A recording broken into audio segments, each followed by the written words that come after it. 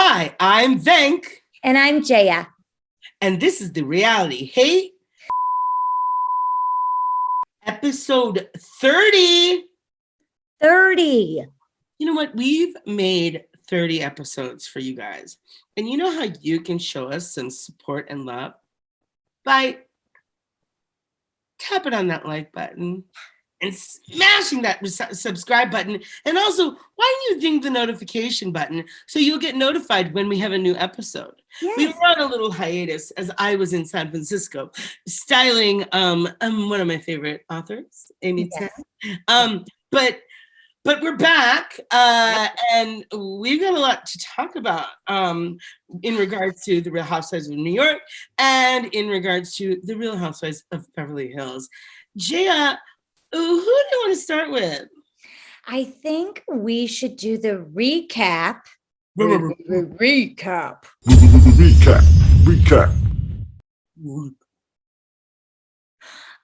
With New York. Yeah. Let's get through it. Because it was a little bit interesting, but it didn't, I mean, one episode was interesting, the next was not. Yeah, agreed. So we're covering 2 weeks here. So we're covering 2 weeks ago and then last week's episode. And we're starting with Black Shabbat, which has happened and we're in the midst of it. And Ramona starts acting like a big old asshole. She's back. She's going to be back. And yes. I'm still, she's racist, totally offensive and always, and she's coming back. But you know what? It doesn't surprise me that a guy like Andy Cohen has Ramona's back. Right. I'm just gonna be honest. He kind of pissed me off with the way he treated Kathy Griffin, who is a comedic genius and a legend. Agreed. Okay. But hold on. But if Andy Cohen ever wanted us on a show, I would change my opinion immediately. We like you, Andy Cohen. We love you, Andy Cohen. Yeah. You and Anderson Cooper's relationship seems like totally unscripted. Yep. Totally. Like ours. We actually are friends. Hold on. Getting shady. So anywho, we open on Ramona making a scene. She feels like Shabbat is going on for too long. She hasn't been fed. So she gets up and she leaves. And she goes into the kitchen and she starts eating off of one of the plates. She acts really weird in situations that make her uncomfortable. Like, I don't know. There's something, I know she had a really rough childhood, but no, she went through some shit when she was a kid. She did, but it has nothing to do with the way she's acting, at least in this moment. Well, no. I know that. No, but you know when she's like uncomfortable, she starts acting like a petulant child. Yes. Like, I think that's a psychological. I don't know. Maybe I'm just making mountain out of a molehill. Maybe she's just a ratchet bitch, but she is a ratchet bitch. But I think part of it is that I think there's something, because she does this thing where she starts to act like a child. Like, hey, it's too many words. I need to eat now. I'm hungry. I can't focus. Yeah, like that's not. I mean, it's. So there she is in the kitchen eating. They cut to Ebony having a conversation with Leah. I feel so bad for poor Archie throughout this whole dinner because Ebony's dismissed herself to talk to Leah. Ramona's in the kitchen eating off the plates that are about to come out to the table. I did think it was very funny that in Ebony and Leah's discussion, Ebony's like, I can't even believe how Ramona's acting and her behavior, blah, blah, blah. And Leah's like, I just think she has a very low IQ. She has a very low IQ. She's not smart. No. She's not smart. No. But somehow she slithered her way back onto the show for another season. I am like, it's just disgusting. It is.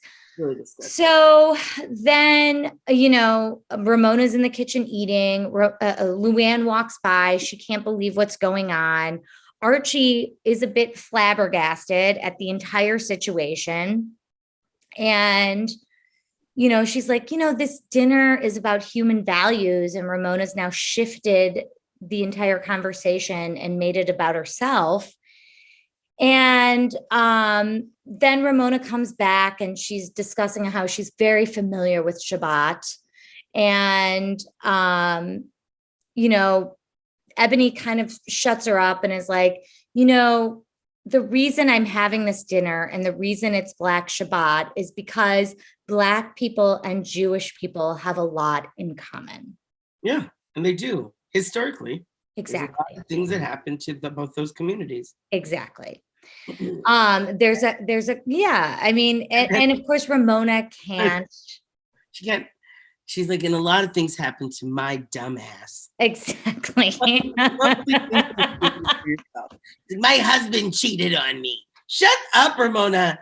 Jewish people were mean to me in college. Okay, I bet everyone was mean to you. Like, Ramona, I would be mean to you in college. I would be mean to that bitch right now. I mean, I'd be mean to that bitch from infancy. I really do think she's disgusting. And I said that, and I mean it. Like, yes. She's a terrible, terrible human being. I think. She just goes on to prove that throughout the episode, right? She just continues.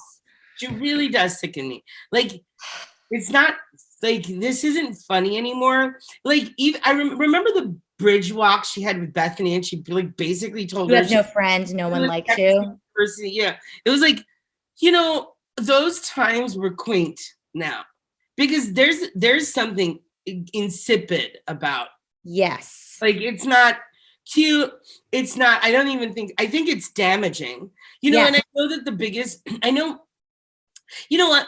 I don't know about you, but I have a lot of friends who like look at reality TV and they think, oh, it's the downfall of society. And honestly, to people that say that, and I love you, to my friends that say that, but you're an idiot. Because the downfall of society is society. You can't put it on reality TV. But I will say one thing. I will say that, like, giving platforms to people like Ramona and seeing that kind of like what she says and how, like, I mean, you're anti-Black, anti-Semitic all in one fell swoop, girl, and you're not editing it out, or like, well, you shouldn't edit it out, but you should also, because we need to see this, but like, okay, but we actually don't need to see this because we see it on a daily basis in real life. It's happening. We see anti-Semitism, we see anti-Blackness, we see it all the time, and we see, people in places of power, we see privileged white people pretending to be victims all the time. Yes. So I don't want to see it on TV, and I don't want to see it on reality shows where I just want to see women yelling at each other. Exactly. And not about, exactly. It's just not about the stuff that Ramona's. Yeah, not about like things that actually that are damaging to our nation. Yep. I know it sounds like I'm like making a mountain out of a molehill, but like, I'm like, really pisses me off. Yes.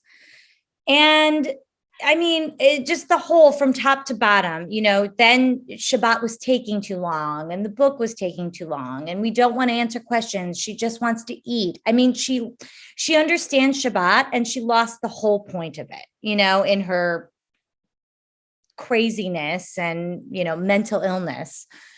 So then Sonia has had too much to drink. I mean, she's surprise drinking the tequila and, what have you. And they start answering questions from the Shabbat book, and Ramona gets a question and goes on and on and on about wine and money and the things she's done and this. Sonia. You just see the time lapse of them just listening. You're talking about Sonia, right? Or Sonia, yes. Sonia, yes. So you said Ramona. I was just like, yeah, it's okay. Sonia, we don't want both. I mean, yeah. Sonia's got a problem, but she ain't no Ramona. No. And so in this, Ramona tries to stop her. And of course, Sonia blows up. It was so Archie. It was totally inappropriate. Yes, Sonia had too much to drink, but I got where Sonia was coming from. I also got that Ramona was trying to like put a cap on it. Let's move on. But like, that's not the person to do it. Just Ramona doesn't know how to appropriately. Ramona doesn't know how to appropriately like make a situation cease and desist. No. And then Sonia in her like alcohol booze filled rant, she definitely like there were some salient points that she couldn't make because she was cloudy. But I did understand what she was saying. I did too. I mean, it was goofy, but I got it. And she was going into her old habits. But yes. So then Sonia's gone. We move on. Ebony's friend answers a question and basically says that, you know, what the question is, when did her life have the most meaning? And she said it was when she gave birth. And it was that she received poor medical treatment because she was Black, that the doctors accused her of being a drug seeker. And it really was because she had fibroids and severe pain. And because of that, she went into early labor. I mean, it was a mess. And it was this horror story that ended up in a, you know, it ended up being happy because she has her daughter, her child, and she's healthy and alive and having another baby. But it was an awful story to hear. And we hear that a lot today. Yeah.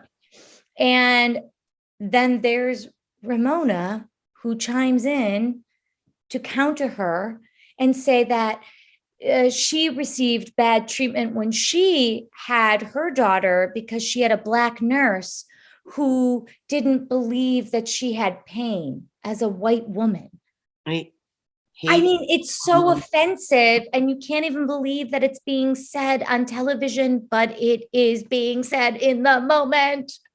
And her friend, Lenara, takes it with a grain of salt, basically receives it, listens, and is the person that Ramona should aspire to be.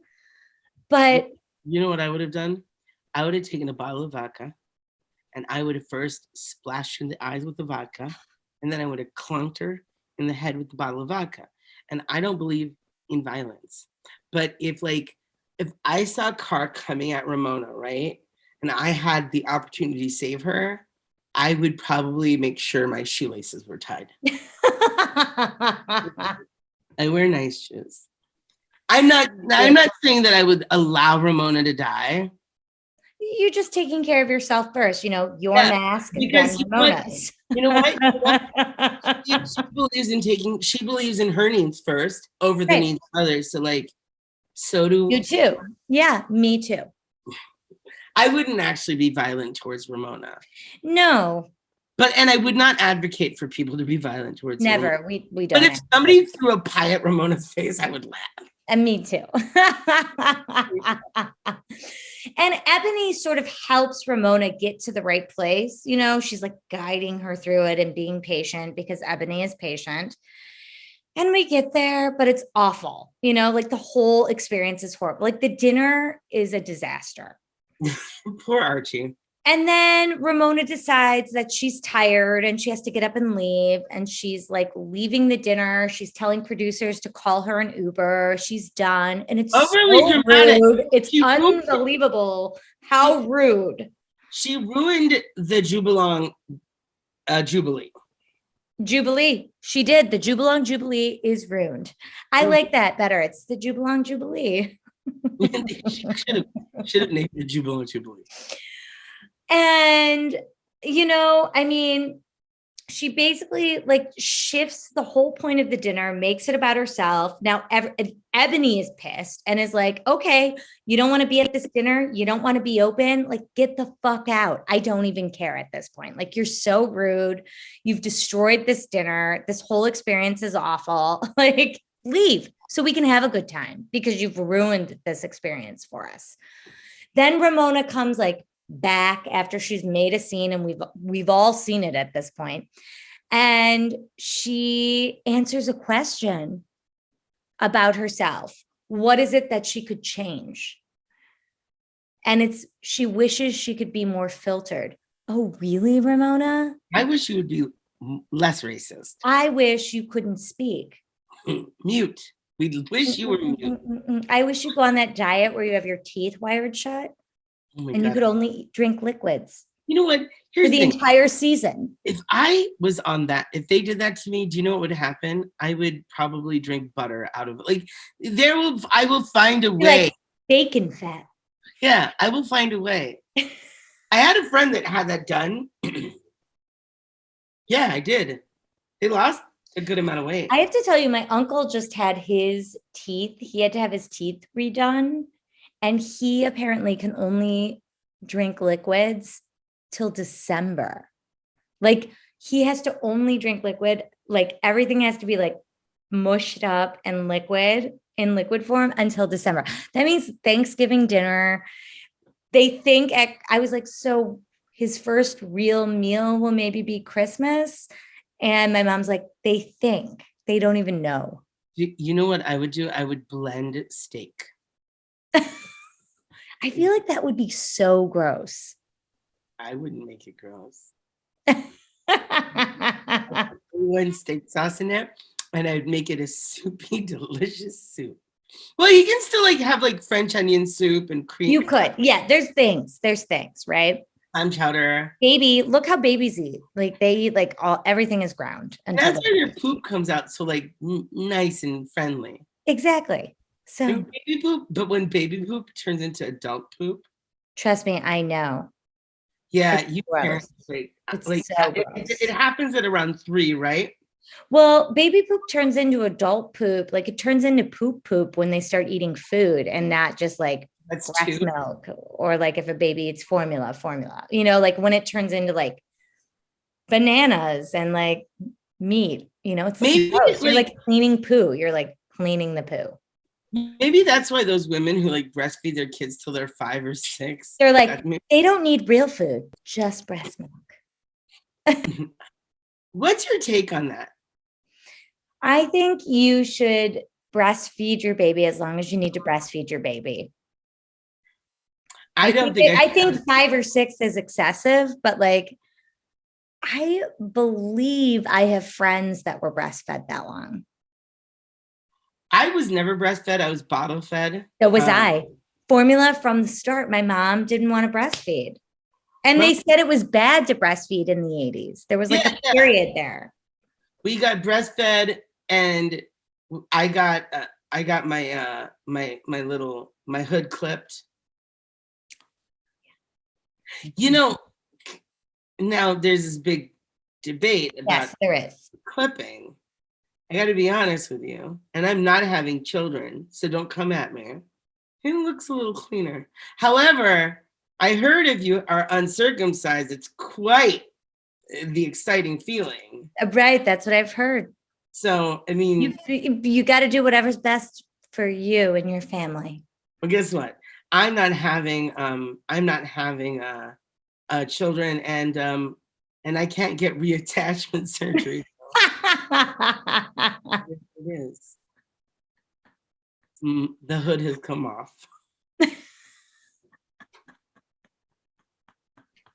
I talked a lot about my penis. So we'll keep going. Let's go. So then we see the end of the Shabbat. It seems fine. Everybody ends up having a nice closing. And Sonia's drunk and she pees outside of Archie's house, like in her driveway, instead of like peeing in her house, which didn't make any sense. Even her explanation didn't make sense. But she did it. And Archie noticed and said something. And I mean, that's Archie, she'll never come back on the Real Housewives again. She's like, I'm not doing this. Embarrassing. I will say this, like, it's one thing, like, I went to college in New York City. We'd be in New York, and you know, okay, but here's the thing: we all peed in college outside. Yeah. I could tell you there were a million parties where I was like, yeah, Chicago. I'm gonna go pee in the alley somewhere. Chicago and New York, like, those are really good pee in public places. Okay, but like not at somebody's driveway. 5 plus or whatever they are, 50. Like, she didn't even have the courtesy of doing it in the bush. No, not at 300 plus. Like, you don't do that. Okay, when you're 300 years old plus. Shame her, poor lady. I'm not doing that. I'm just saying she's much older than us. Yeah, we're 12. Much. So anyway, then Ramona and Luann get together to discuss everything. Luann's kind of like, Ramona, you were really rude at the dinner. And she's like, no, I wasn't. Sonia, changes it, makes it about Sonia, deflects, and never really owns up to the fact that she was totally rude, just that she's hungry. And when she gets hungry, then she's not her best self. Ramona never learns anything from her actions. I mean, does her daughter Avery just like hate? No, I think her daughter Avery might not be as like that much different from Ramona, from what I understand, from all the gossip that I ever see about Avery. She's the same. Do you think Mario is good in bed? I have no idea. I know you find him attractive, but I don't. I just love I love barf. It. Barf. I don't know why. And so, like the difference is that Sonia gets together with Ebony and leads with an apology, leads with, I'm sorry. I know how I acted. I apologize. Ebony receives it, accepts it. And the only other big thing that really happened in that episode was the women get together with Luann's Fortune Society that she's involved with. And here's Ramona again, being totally inappropriate. These women have come out of prison. They're getting their lives together. They're telling their stories. One of the ladies tells her story about how she ended up spending 3.5 years in prison. And it was because she was convicted of conspiracy. She was outside of a building where a man was killed and went home, knew it had happened because she was outside the building, didn't tell anyone. And because of that, ended up in jail for 3 years, not being a part of it, not being connected to it. She just was a witness? She was outside. She was a witness outside, and she didn't stay around and left. And you can go to jail for that. And she was convicted. She didn't go to jail for 3 years. That's a screwed up prison. Exactly. And Ramona questions her and kind of comes back at her, trying to find well, what did you know? And, you were convicted of conspiracy and this, that, suddenly she's like, the knowledge, she has all the knowledge when it comes to the law. And it's just like, okay, there's barely anything firing up there. Like, please, Ramona, shut up. And then quickly shifts the conversation to talk about Sonia and her drinking problem and how they approach it because they're concerned about her hitting her rock bottom. I mean, it was just totally inappropriate. She just looked bad from beginning to end, the entire episode. I think Luann is gonna have a breaking point at the reunion. She's gonna be like, she's gonna really. I mean, and the thing about Ramona is she always says that Sonia beats up on her, and Sonia beats up on her, but I don't necessarily think it's always like Sonia's in the wrong. Let's just be honest. Sonia's calling her on her shit. We're okay. And she just needs the liquid courage to do it sometimes. And then it goes beyond. Yeah. I wish talk to her, beat up on her intellectually sober, because she'd get her point across a little bit better. Exactly. And the only other thing that happens that's important there is Ebony meets with the geneticist who says that she can find her father. Dun, dun, dun. And then we get to the next episode where really nothing happens. So we're going to go through this in 2 minutes. All right. Let's just get through it because nothing happens. Basically, we open, Leah's with her family. She's having dinner. She announces that she has a book deal with HarperCollins. It's the anti-self-help book. And her family is happy for her, but they're also like, her mother, Bunny, chimes in and says, you know, like, you could have done great things with your life if you hadn't gotten involved with drugs and alcohol. And the thing is, like, well, Leah is doing great things with her life. So it's such a funny comment. And Leah's like, I don't really take back those years of my life. Like, I was living the club scene in the 90s and like, it was great. And good for her. Like, her family just can't accept any of her successes, which I find really odd. And right? Yeah. I mean, she's got a book deal. Bunny, do you or no? Oh. So anyway, they also think she has an addiction to plastic surgery. And her mom was like, if you get one more surgery. Which I feel like I have encountered people that have addictions to plastic surgery. We live in LA. I would get everything. It's a thing. I am not into plastic surgery. No. You're not? No, I don't like, I had to have gallbladder surgery a few months ago. I hate surgery. You know what? I would do the full on. I would let, God, please take me on one of those shows. I wish they would reboot The Swan. Let me be on that show. No. Mm-mm. But like, I don't think I'm unattractive enough to be on The Swan. No, I'm like, you're saying that, but like, you want plastic surgery? You want to like go under? I but I want my double chin sucked out. I want that because I have a nice jawline, if minus this fucking chin. Sorry, F word. I just want like my jigglies. I want the jigglies to be gone. So I want like lipo, ab etching. Like I want to get the hard silicone implants in my like biceps. You're telling me. You know, I want like, I don't need Botox, but I definitely need some face peels, but that's like little stuff. Face peels and facials are one thing. Do you like my lips? Do we like my lips? Yeah, your lips are fine. No, I think I could get these plumper. Oh my God, you're crazy. Could you imagine if you had plump lips, what you'd look like? Oh my God, no. There was like a filter that did it and I did it to myself. I looked crazy. Anyway. I love the filter. So anyway, then we find out Sonia and her assistant have COVID. So they're on lockdown and basically like 4 weeks go by. Ramona finds out that Sonia in the beginning that Sonia has COVID. And she's like, yeah, I went to bed at 10 p.m. because I didn't feel well. So Sonia's like, I have COVID. I'm really sick. And Ramona's like, yeah, I'm not feeling well. I didn't even go out. I went to bed at 10 o'clock.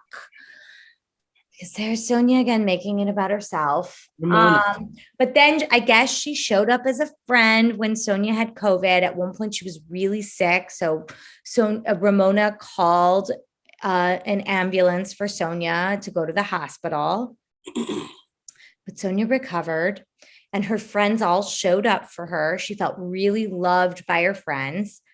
So 4 weeks later, they decide they're all going to go to the Hamptons for Valentine's. And there's a moment where Luann and Sonia are speaking about going, and Sonia hangs up the phone. So she thinks, and then says to her assistants, I don't know why I talk so much shit about Luann. I love her. And of course, Luann hears it and is like, totally wrong person, can't take a joke, and is always totally offended. But also Sonia's talking shit.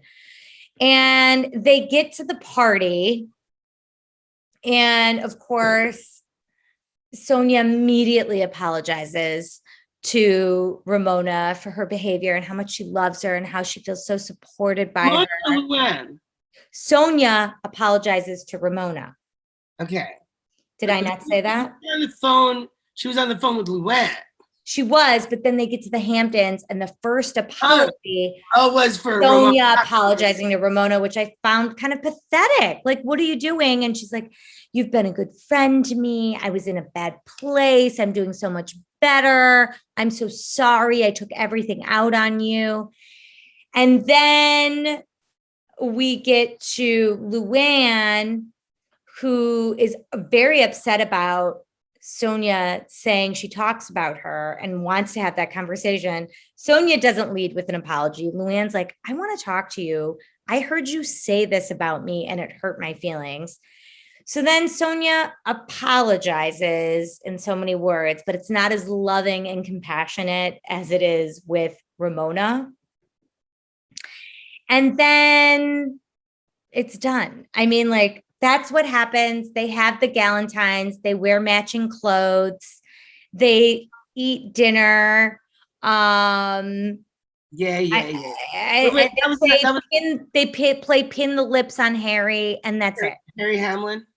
Harry Hamlin. And that's it. And let's actually get to Harry Hamlin's wife, Lisa Rinna, the Beverly Hills Housewives. Yes. Okay.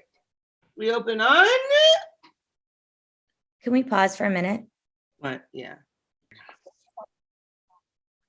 So we open on Beverly Hills and the conversation of them meeting without Erica.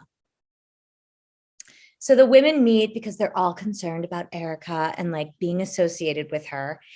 And Sutton leads the conversation and basically says, I've consulted with my lawyer.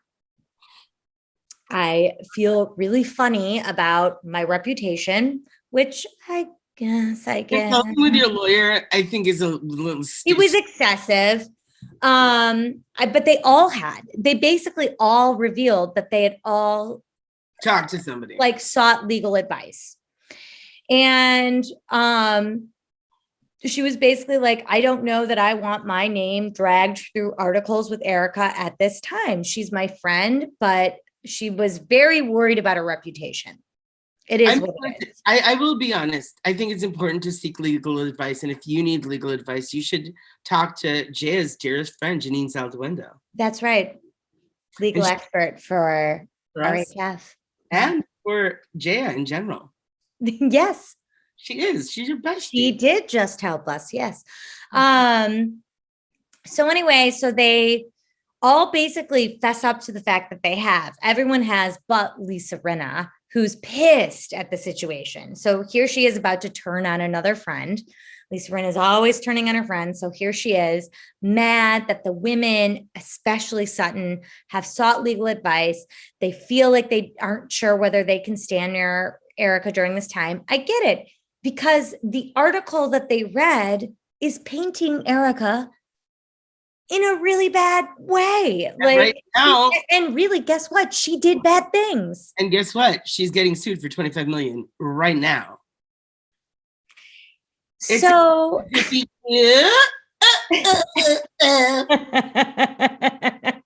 dumbass. So Sutton also says that she has a friend who said that she heard that one of the partners of Girardi Keese was there and left 10 years ago because they felt something was going on. A friend's husband who was at Girardi Keese. And apparently Tom Girardi's son also left because something was not right at the law firm. My God, this is like so like Bernie Madoff. Oh my gosh. Well, which is what Sutton says. And really it is. And Sutton basically lays it out and is like, look, I feel like Erica has lied to us. And here is why. The accident 3 years ago, no sense. Right. Makes no sense. And then all of the women kind of chime in and say like, well, yeah, you're right. There's a lot of cracks and there's a lot of things that we don't know. And then they come out and she says one thing and then an article says another. And then she says one thing here and another thing there. And so they're all questioning because really they don't know what the truth is, which is her and her husband took millions and millions from people that deserved it.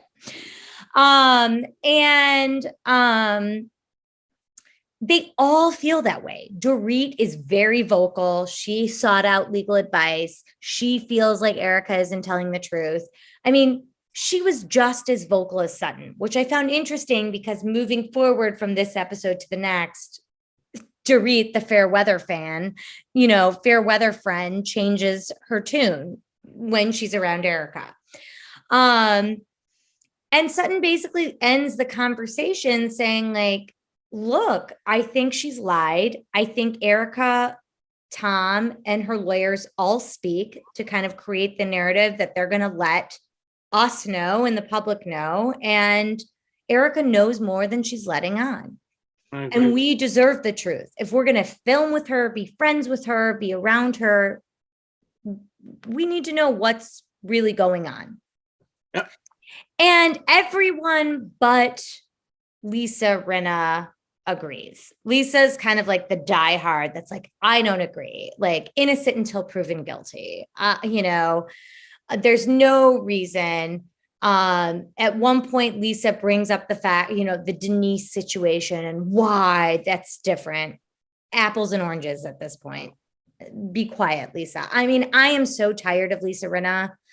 I have not enjoyed her one bit on this season. I'm ready for Lisa. I'm ready for her to go. And I said, we talked about Kyle. I think sometimes I'm ready for her to go and then sometimes I'm not. But I just think, you know what? It could be a couple things. Yeah, I don't know. I don't know if I think I'm just tired of her. Yeah. I mean, I feel like you feel the way I feel about Dorit. Like, I feel like Dorit is a fair weather friend and and it is riding the wave and kind of waiting to see what the outcome is. I feel like Kyle is trying to be Erica's friend and trying to be loyal, and she's hearing the stuff and she's saying it. She expresses that she's uncomfortable with the information that's coming out, but she's still trying to be Erica's friend. Like, I sort of feel like she's in a rock and a hard place. Sure. I mean, I will say, to read, I'm like, just get out of here. Like, you don't matter. You're a bad person. I think I'm very much, when Garcelle and Sutton and Crystal, they become very aware that they are the three that are the newbies, and they're being kind of iced out. Or just, they're not, they're just being. Yeah. And I think they are, but they're also the only ones that kind of have a head on their shoulders. They're logical and also entertaining. I am entertained by all three of them. Me too. Crystal and Garcelle took some time to get there. Like I said, I said this to you before. I was not a huge fan of Garcelle. Like, I was kind of like, This season, she's the only one that is willing to kind of address everything head on and say, like, you're a liar, you're a liar, you're a liar, you're a liar. And like, I don't care what you're kind of living for her hair color when she's wearing that like bluish hair. Yes. I like it. I mean, listen, Garcelle Beauvais has been on my radar since Models Inc. That's right. Lisa Rinna has been on my radar since Melrose Plus. Not Days of Our Lives. No, I wasn't a Days fan. I wasn't either, but I happened to watch the season she was on Days of Our Lives for some reason. Like, one summer I was home and like did see it, like maybe in between. I'll tell you, in high school.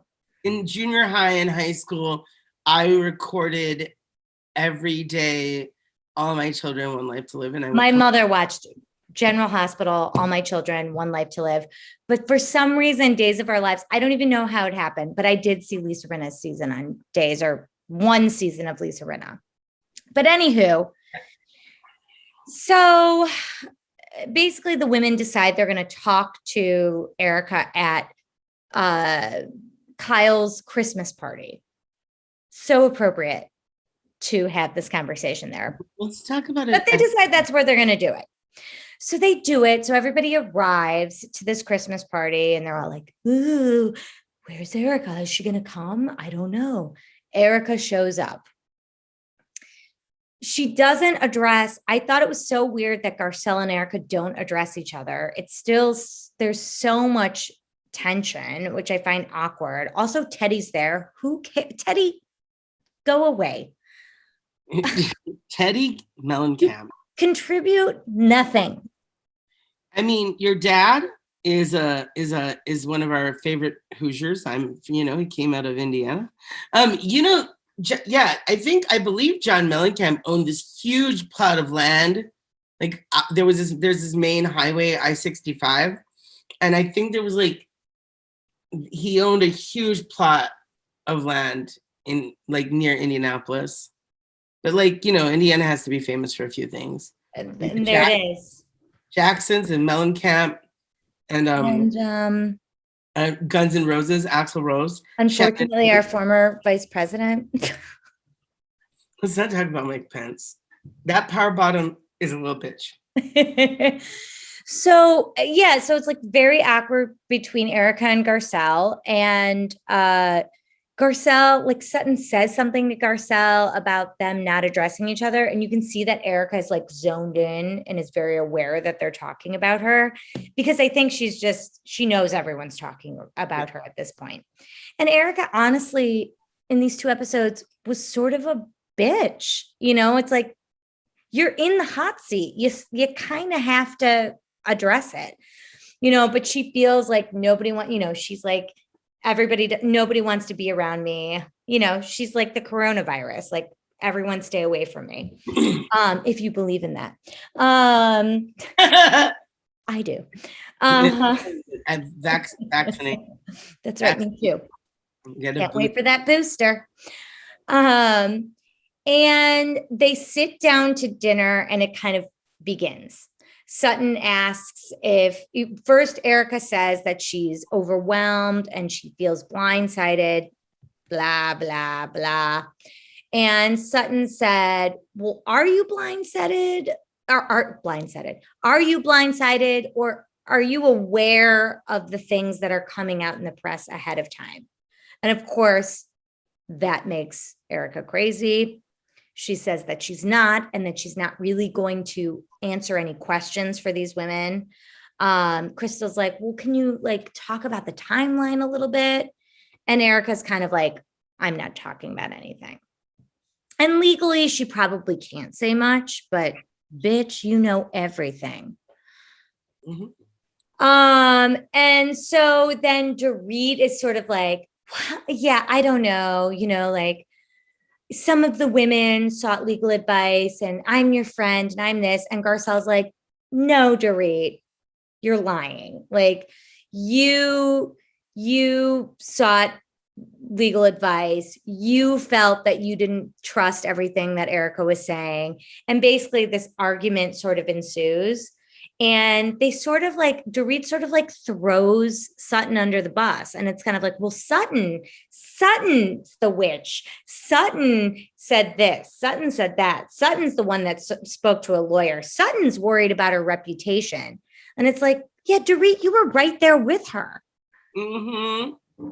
Yes, she was. Which makes Erica so angry.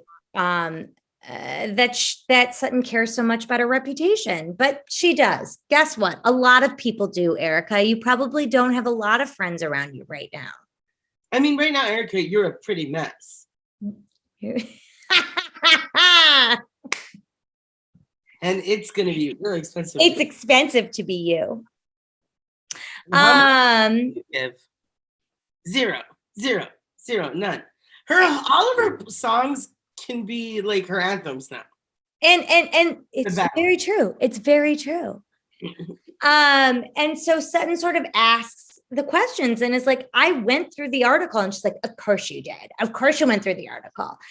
And she's like, well, what about the $20 million that went into your business? And she's like, I don't know. I never saw anything. I never had control. She's like, because I have LLCs and I'm very aware of the money that goes in and out. And Erica's like, well, I never saw anything. I don't know anything. So it was very hostile. And the only two people that kind of stood up for themselves were Sutton and Garcelle, although Sutton sort of like held back a bit, which I felt like the women attacked her for, but nobody had her back. Garcelle had her back, but nobody had her back. When nobody actually believes that everything that Erica is saying is the truth, they all were kind of like, no, Erica. And Dorit's excuse was, well, it just wasn't the time to have this discussion. Okay, bitch, you said that it was the time to have the discussion. Like, this is why I hate Dorit. Hold on 1 second.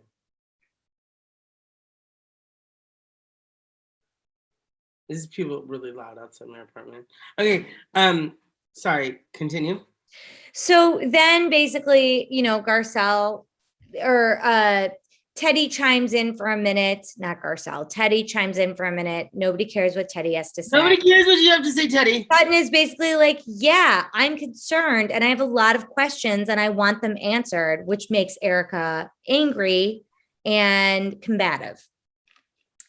And then Garcelle sort of chimes in to nip it in the butt and is like, look, I have a sister that's in a lawsuit. She had kidney surgery. And this very situation happened to her. So if Tom, in fact, took this money, I'm angry because I'm in this with my sister in a very similar situation. And what he did was wrong. And I will, be angry and I'm upset. So if he stole the money, fuck him. And she's right. And it's sort of like nips everything in the butt.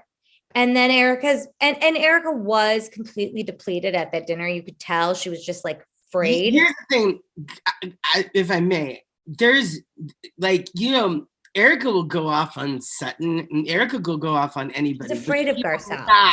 She will not go off on Garcelle. Afraid of Garcelle. She knows that she can't. She knows she can't pull any bullshit with Garcelle. It basically ends with Erica being like, I have a long road ahead of me. There's a lot more that's going to happen. I don't know where we're going to end up. And I agree that the victims need to be compensated.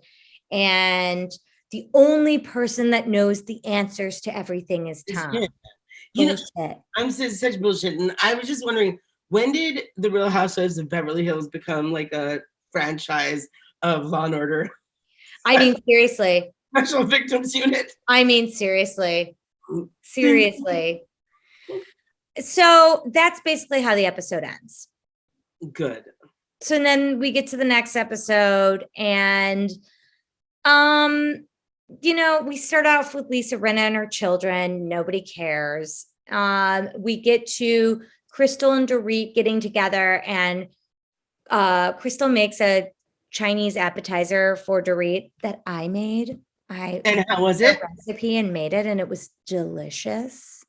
Thank you, Crystal. And basically Dorit's like, Garcelle is mean to me and she hurts my feelings and I need to talk to her. And Crystal's like, yeah, talk to her, like nip it in the butt. Like Crystal's like, I don't care. Yeah, exactly. Like I think Crystal must think Dorit's a bit of an idiot. I also think Crystal's like, why am I doing this? Why did Exactly.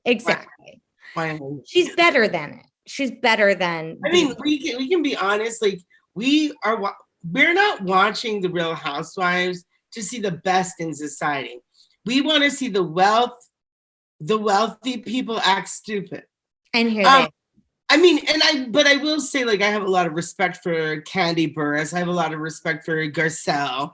I have a lot of respect. There are women I have a lot of respect for, but then there are plenty that are trash. One being great. You need one or two, like, people.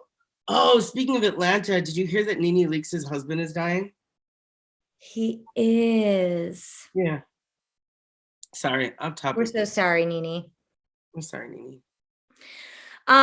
We get to, so in the episode, we like pass through that. We get to Erica, it's Kyle's birthday, and she's having Lisa Rinna and Kyle over to her house, and she's like cleaning her own house. Like, it's like, look at me cleaning my own house. Oh, I'm so sorry. Those shots of her cleaning her house was so stupid and lame. I mean, it was ridiculous. Like, I have no sympathy. None. There's not a tear shed. Not one.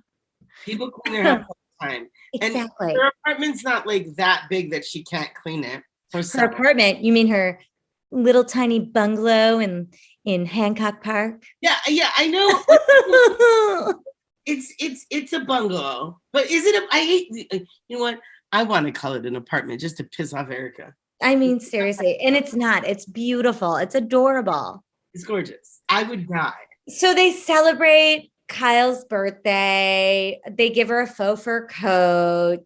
Erica brings out some expensive champagne that she took from the house that no one can take from her now when they go back in the tapes because they drank it.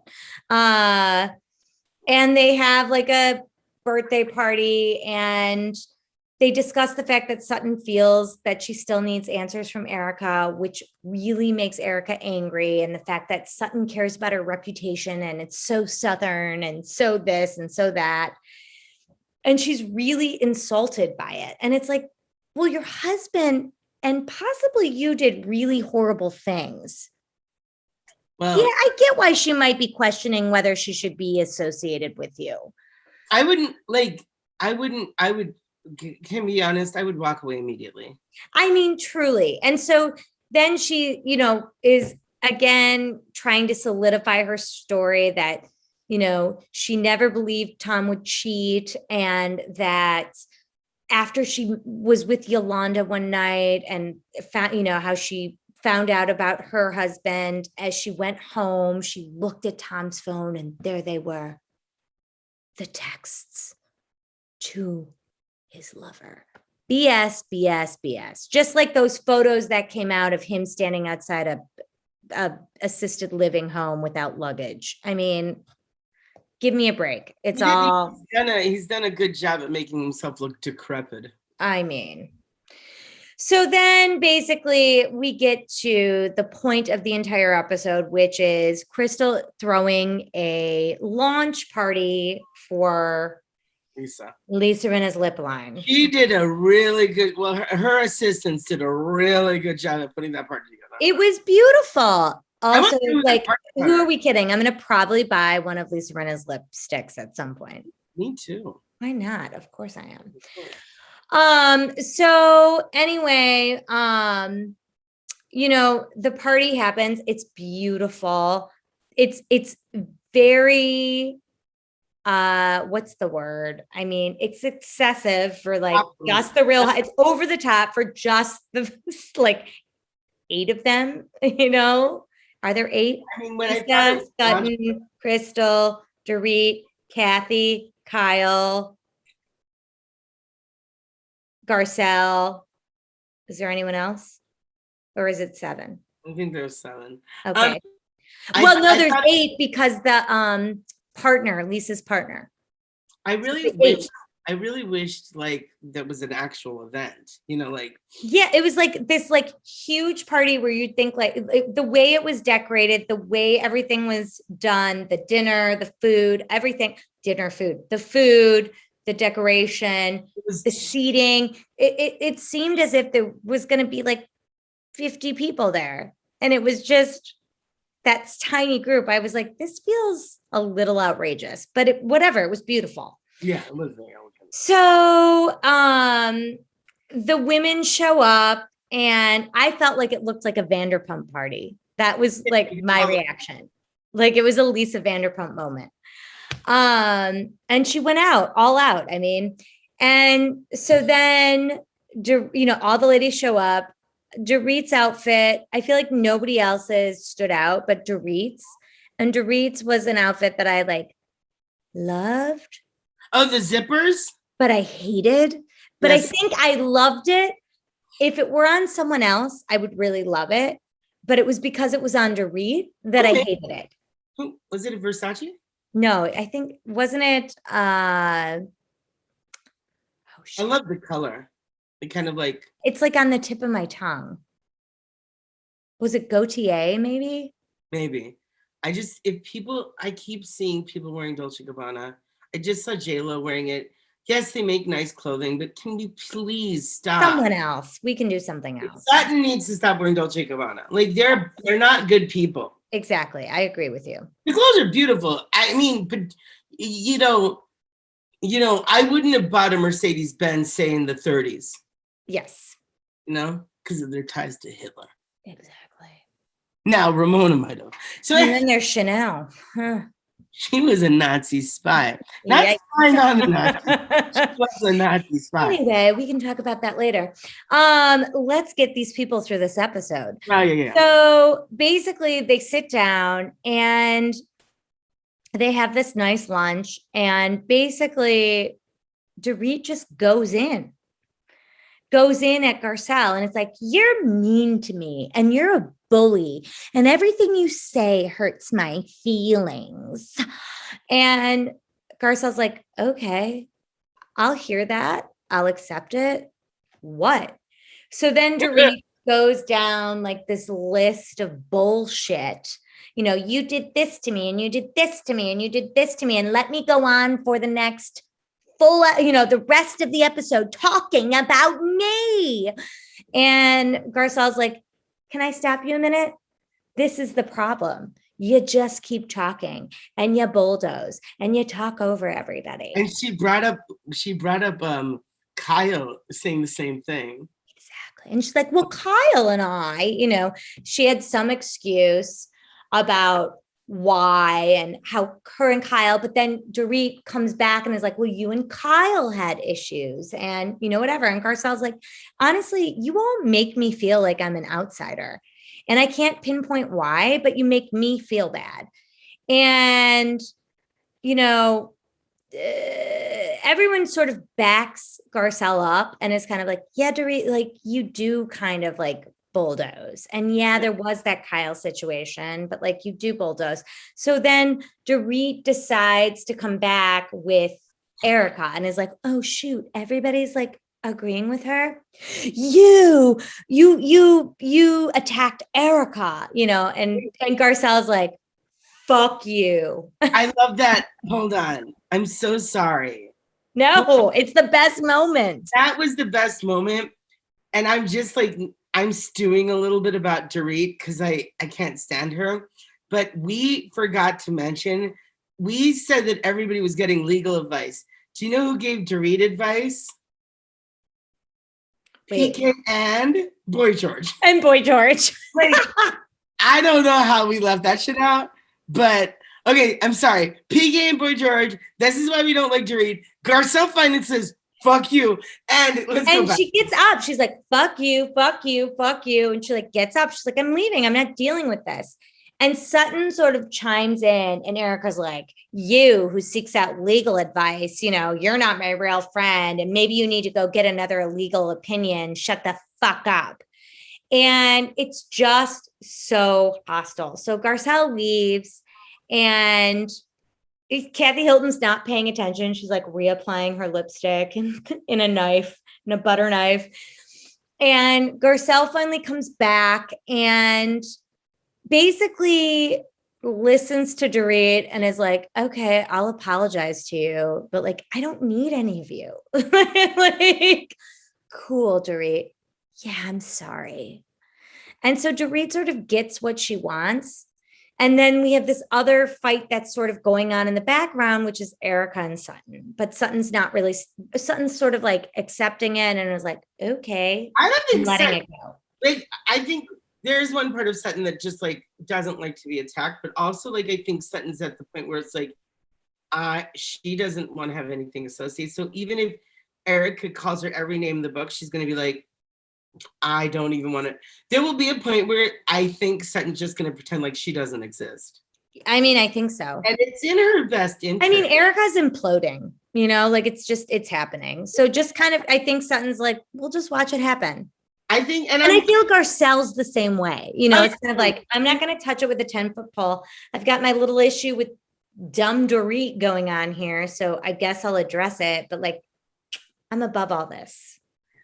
That was a good episode recap. Well, there's one last thing that happens. I know we go on forever, but one thing, it's 30 seconds. Kathy and Kyle get together and eat on TV trays. I know. They discuss their relationship. I didn't know No, that was a good. Sorry, that actually is very important because I kind of like got emotional watching it too. It was very tense, and like they talk about like Kathy's like, here's why I was hurt. I'm very protective of our family, and that exposed us. And I didn't need. And she's like, and Kyle's like, but not in a bad way. It was a love letter.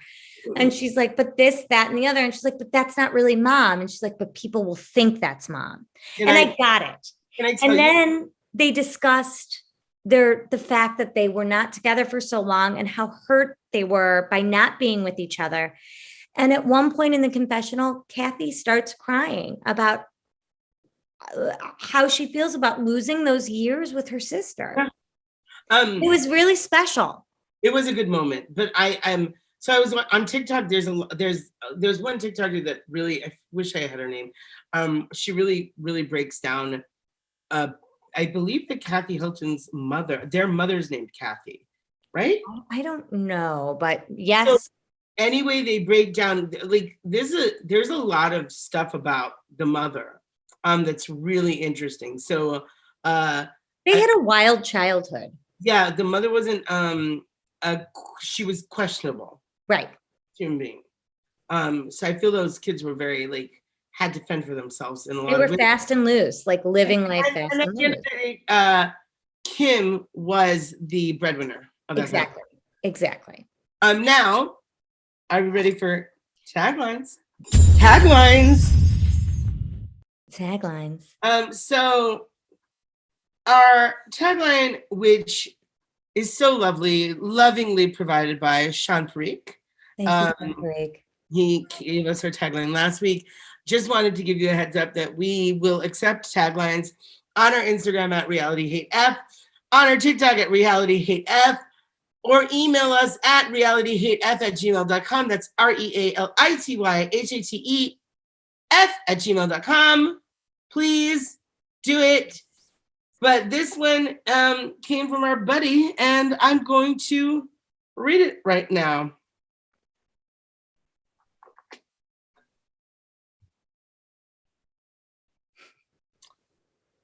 I don't just understand the assignment. I craft them.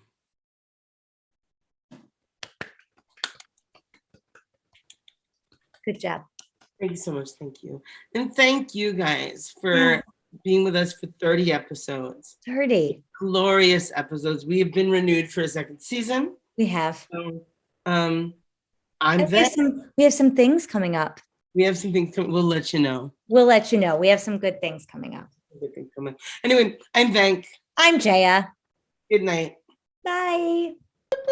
Woo-hoo. Woo-hoo. Okay, start. Blackwater. We like it. So good. Quenches that thirst. So good.